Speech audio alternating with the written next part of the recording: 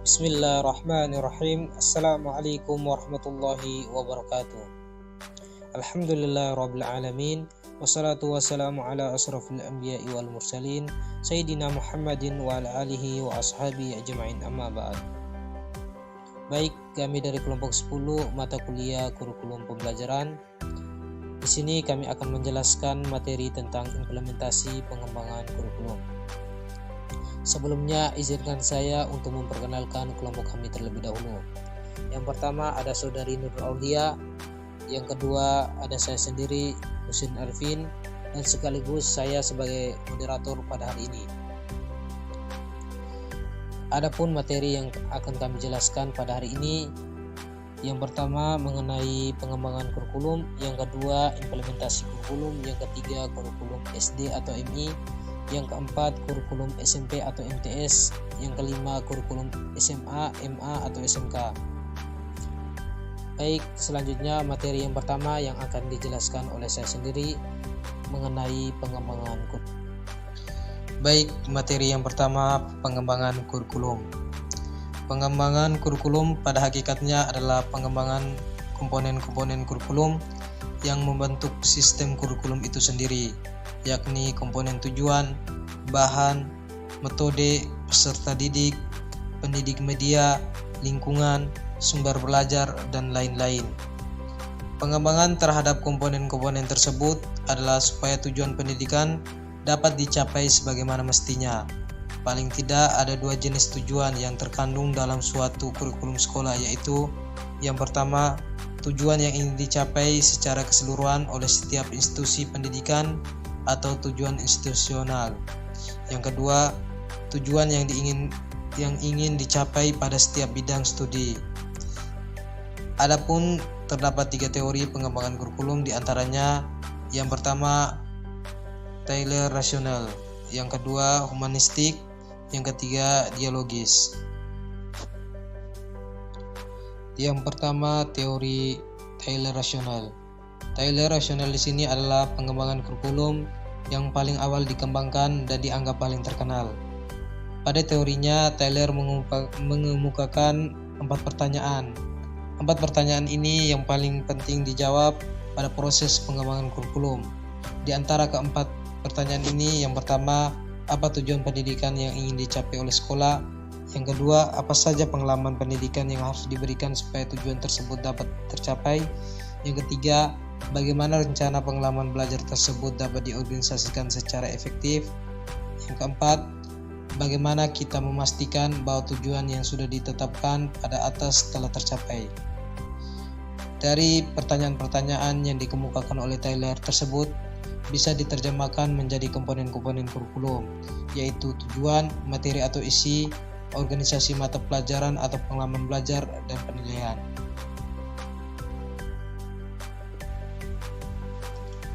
Teori yang kedua, humanistik. Menyadari akan perlunya teori pengembangan kurikulum yang lebih membumi serta melibatkan siswa, Wettstein dan Fantini mengemukakan apa yang disebut dengan kurikulum pendidikan humanistik. Menurut Wettstein serta Fantini, buat menyentuh afektif peserta didik, pengembangan kurikulum harus memperhatikan kepentingan dan suara siswa. Sebagai akibatnya, mereka merasa bahwa kurikulum tadi benar-benar mewakili kebutuhan mereka. Untuk itu, Wettstein dan Fantini merumuskan langkah-langkah pengembangan kurikulum. Yang pertama, memahami identitas serta kebutuhan kelompok yang akan belajar. Yang kedua, mengidentifikasi kebutuhan dan kepentingan peserta. Yang ketiga, mendiagnosa faktor-faktor yang menghipnotis sikap dan identitas siswa. Yang keempat, merumuskan perilaku yang diharapkan sebagai yang akan terjadi. Yang kelima, mengorganisasikan inspirasi ide. Yang keenam, memilih bahan ajar. Yang ketujuh, memilih kemampuan belajar yang diperlukan. Yang kedelapan, merumuskan prosedur pembelajaran. Adapun langkah-langkah tersebut mengidentifikasikan bahwa kurikulum usahakan dikembangkan secara lokal, menggunakan memperhatikan kebutuhan dan keunikan peserta didik menjadi kelompok.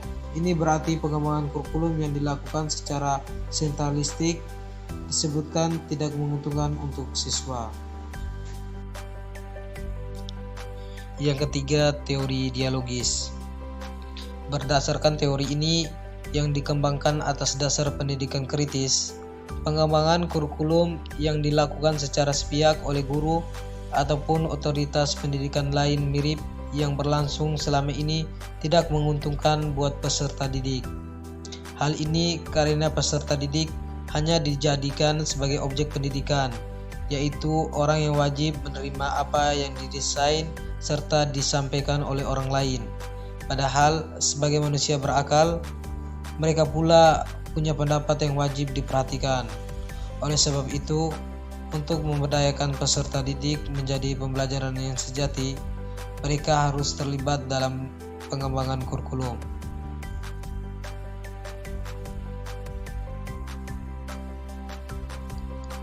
Selanjutnya, materi yang kedua yaitu implementasi kurikulum. Implementasi kurikulum yang dimaksud di sini adalah bagian yang paling memilih pada siklus kurikulum. Implementasi kurikulum, terlebih sebuah kurikulum baru, memerlukan berbagai prakondisi baik teknis maupun non-teknis yang sangat menentukan bagi sukses atau tidaknya sebuah kurikulum. Dalam polikasus, implementasi kurikulum menghendaki adanya perubahan pemahaman, kemampuan, dan pola korelasi di lembaga forum pendidikan. Pola implementasi bisa disusun dan disesuaikan menggunakan pola pengembangan kurikulum yang dipergunakan dan syarat pada mana implementasi itu berlangsung. Yang penting untuk diperhatikan ialah bahwa implementasi wajib dilakukan menggunakan persiapan dan perencanaan yang matang guna memastikan kurikulum dikembangkan tidak menjadi sia-sia. Selanjutnya, materi yang ketiga, pengembangan kurikulum di SD atau MI. Dalam pembaruan kurikulum di SD atau MI dapat dipahami lebih baik apabila konteks historis dari pembaruan itu diketahui. Pembaruan atau inovasi kurikulum dimaksudkan adalah cara baru dan kreatif dalam seleksi, organisasi, dan penggunaan sumber-sumber manusia dan material yang diharapkan akan meningkatkan hasil-hasil yang berkenaan dengan tujuan yang telah dirumuskan. Nasution menjelaskan bahwa pengembangan kurikulum pada hakikatnya sangat kompleks karena banyak faktor yang lebih terlibat di dalamnya. Tiap kurikulum didasarkan atas asas-asas tertentu. Di antara lain, yang pertama asas filosofis, yang pada hakikatnya menentukan tujuan umum pendidikannya. Yang kedua, asas sosiologis, yang memberikan dasar untuk menentukan apa yang akan dipelajari sesuai dengan kebutuhan masyarakat, kebudayaan, dan perkembangan iptek. Yang ketiga, asas organisatoris, yang memberikan dasar-dasar dalam bentuk bagaimana bahan pelajaran itu disusun dan bagaimana luas dan urutannya. Yang keempat, asas psikologis, yang memberikan prinsip-prinsip tentang perkembangan anak dalam berbagai aspek. Terdapat beberapa kerangka dari kurikulum di SD atau MI, diantaranya yaitu yang pertama, kerangka dasar kurikulum. Di antara kerangka dasar kurikulum, yang pertama yaitu kelompok mata pelajaran. Dalam kelompok mata pelajaran yang terdiri dari agama dan akhlak mulia, kewarganegaraan dan kepribadian, ilmu pengetahuan dan teknologi, estetika, jasmani, olahraga, dan kesehatan. Yang kedua, prinsip-prinsip pengembangan kurikulum. Dalam prinsip-prinsip pengembangan kurikulum terdiri dari berpusat pada potensi peserta didik yang beragam dan terpadu, tanggapan terhadap ilmu pengetahuan dan seni relevan dengan kebutuhan hidup yang menyeluruh dan berkesinambungan, belajar sepanjang hayat, seimbang antara kepentingan nasional dan kepentingan daerah. Yang ketiga, prinsip-prinsip pelaksanaan kurikulum.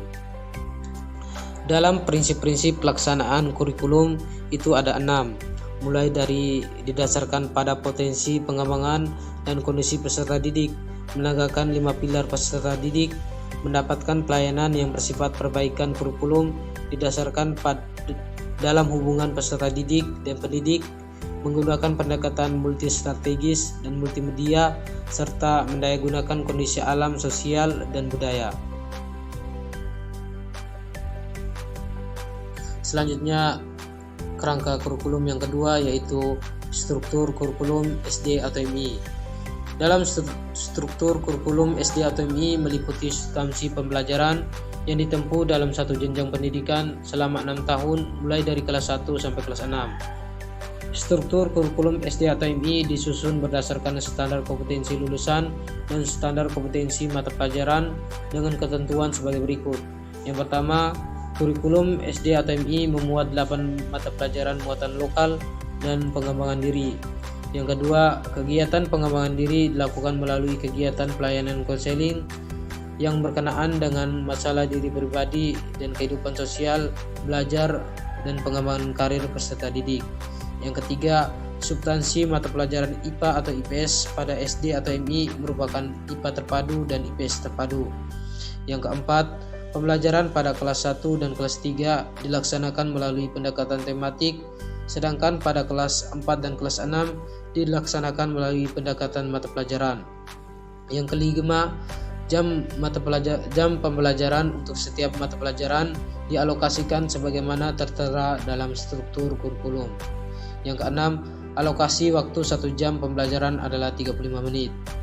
Yang ketujuh atau yang terakhir, minggu efektif dalam 1 tahun pembelajaran adalah 2 semester atau 34 sampai 38 minggu.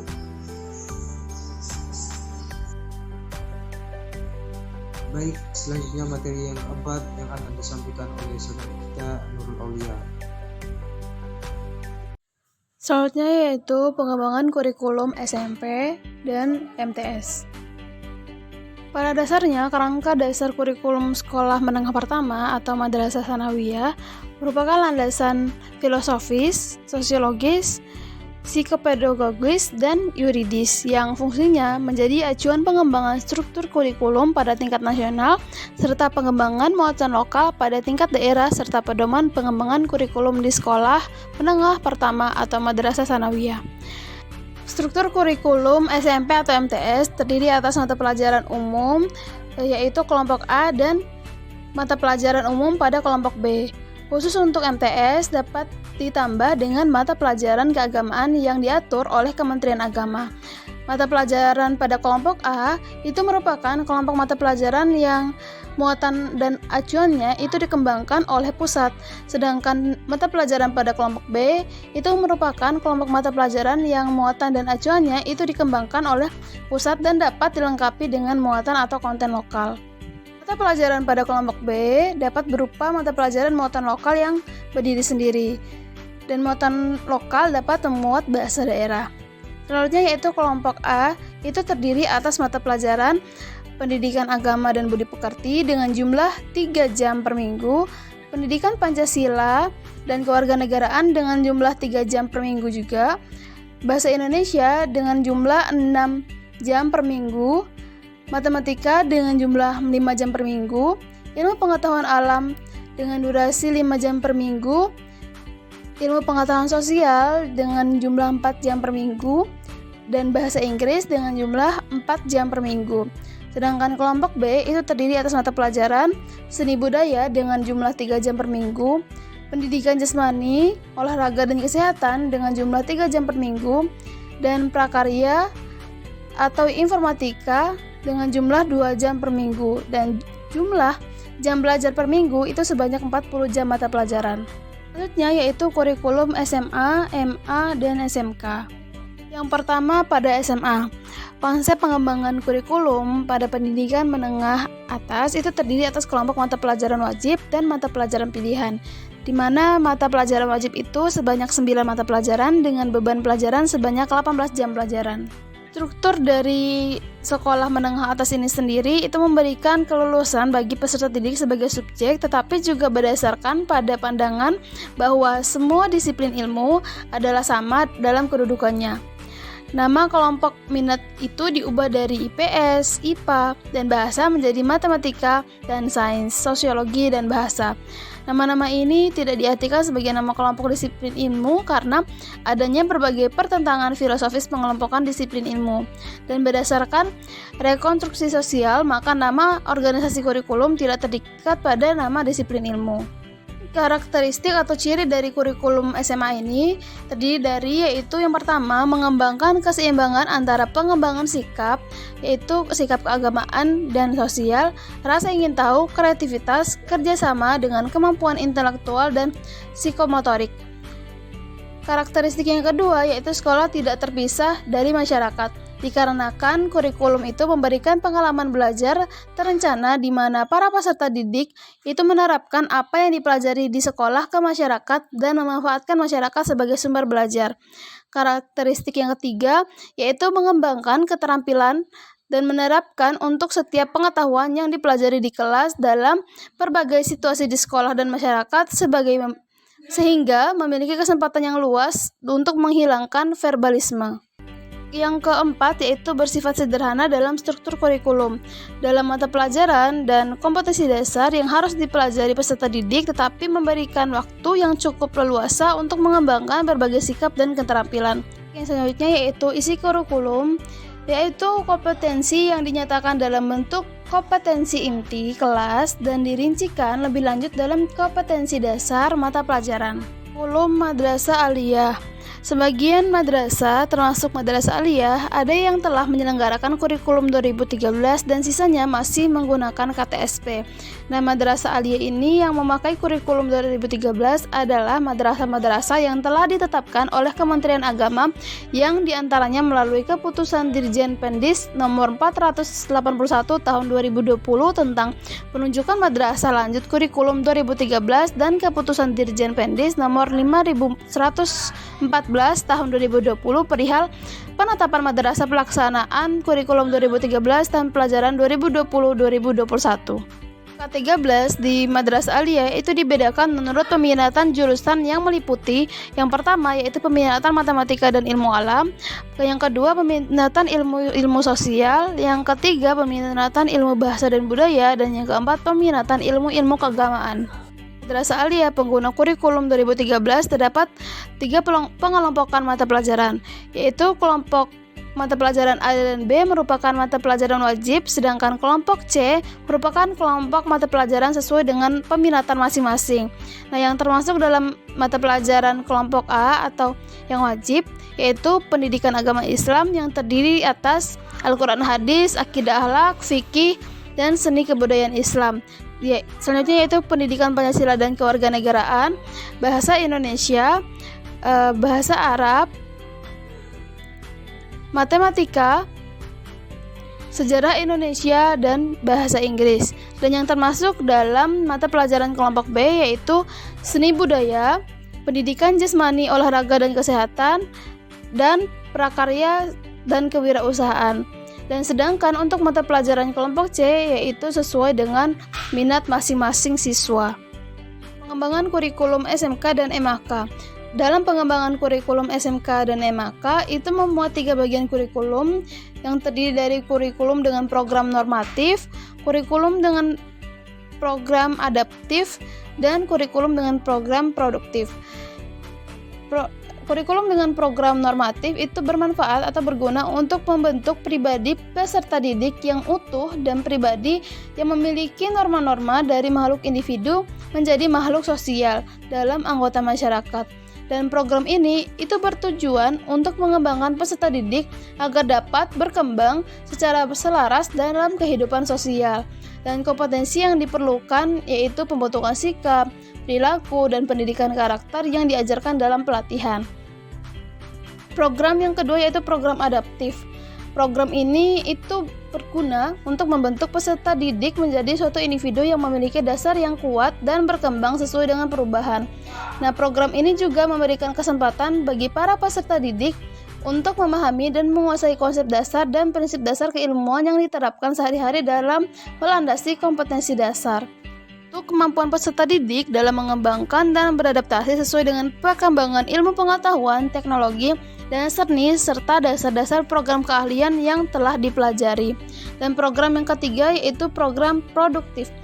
Program ini berguna atau bermanfaat untuk membentuk peserta didik menjadi suatu individu yang mampu merealisasikan yang telah dipelajarinya di SMK atau MAK pada suatu pekerjaan yang relevan dan berkaitan dengan bidang keahlian yang sudah ditekuni tersebut. Nah, hubungan ketiga dari bagian tersebut itu dapat digambarkan bahwa inti struktur kurikulum SMK atau MAK pada bagian paling atas terletak pada program produktif, di mana itu dilanjutkan dengan program adaptif dan normatif yang saling berhubungan antara satu dengan yang lain untuk memberikan dukungan dan penyesuaian. Kurikulum SMK atau MAK itu menggunakan 3 pendekatan utama, yaitu pendekatan pengembangan kurikulum berbasis kompetensi, di mana pendekatan ini berkaitan dengan kemampuan dan merefleksikan suatu pekerjaan yang menitik beratkan pada tingkat penguasaan pengetahuan. Dan yang kedua, itu pendekatan pengembangan kurikulum berbasis luas, di mana pendekatan ini itu berkaitan dengan kemampuan-kemampuan yang dimiliki oleh seorang berupa intelektual dan emosional yang diharapkan mampu menghasilkan lulusan SMK atau MAK yang dapat berkembang secara terus-menerus di lapangan. Proses produksi.